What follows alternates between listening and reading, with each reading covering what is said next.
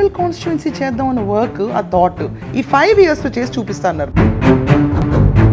నేను చేయగలిగేది ఉంటుంది, ప్రభుత్వం ఇచ్చే పథకాలని, పెన్షన్ని, రేషన్ కార్డుల్ని ఇప్పిస్తా. ఇలా మనకు అంత చేయటానికి ఏమన్నా, మనం మార్క్ ఏమన్నా చూపించాలంటే. లోకేష్ గారు సీఎం ఎప్పుడు అవుతారు? కాబోయే చీఫ్ మినిస్టర్లో ఏమాత్రం సందేహం. కానీ 100 కోట్లు పెట్టినా గెలవలేకపోయాడు. అది గెలవలేకపోయాడు.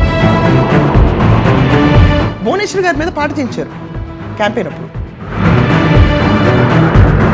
చంద్రబాబు క్లైమర్ మైట్లు పేల్చినా భయపడిన చంద్రబాబు నాయుడు కంట కన్నీళ్ళు పెట్టించిన నియోజకవర్గం ఇది.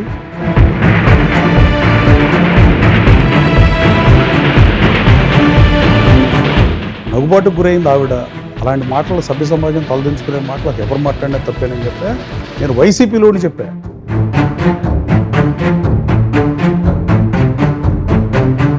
కొడాలి వెంకటేశ్వరరావుని రోడ్డు మీద పరిగెట్టిస్తా అన్నారు. అంటే మీడియాతో ప్రాబ్లం ఏంటంటే, గన్నవరం యార్లగడ్డ గారు దాంట్లో ఎమ్మెల్యే కాదు, హ్యూమన్ బీయింగ్స్ కదండి, మనుషులు కదండి. ఆఫ్ ది డే అది ఎమోషన్ ఆఫ్ గన్నవరం పీపుల్. అది గన్నవరంకే సాధ్యం. వల్లంనేని వంశీకి లిటరలీ గుండు కొట్టించి కూర్చోబెట్టలేదు.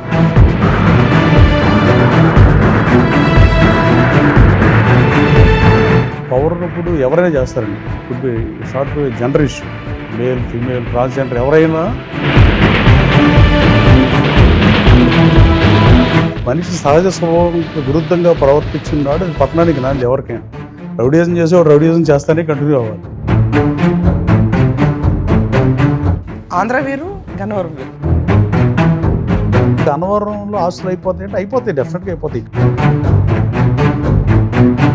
గన్నవరంలో ఎన్నికల్లో గెలిచిన తర్వాత కూడా ఖర్చు పెట్టాల్సిన పరిస్థితి. You are one of the leader who is very close. Jaganmohan Reddy గారు సూటిగా అడిగారు ప్రెస్ మీట్లో, నేను వైసీపీలో ఉండి. ఆ భాష కూడా నేను ముందు చెప్పలేను. అలాంటి పరిస్థితుల్లో అతని సంస్కారం అదని ఉద్దేశం నేను అట్లాంటి మనుషులు రాజకీయాల్లో కాదు, సమాజంలో కూడా ఎవరైనా నమ్మితేనే మోసం చేస్తారు. మోసం చేయకుండా నమ్మకపోతే మోసం చేయలేదు.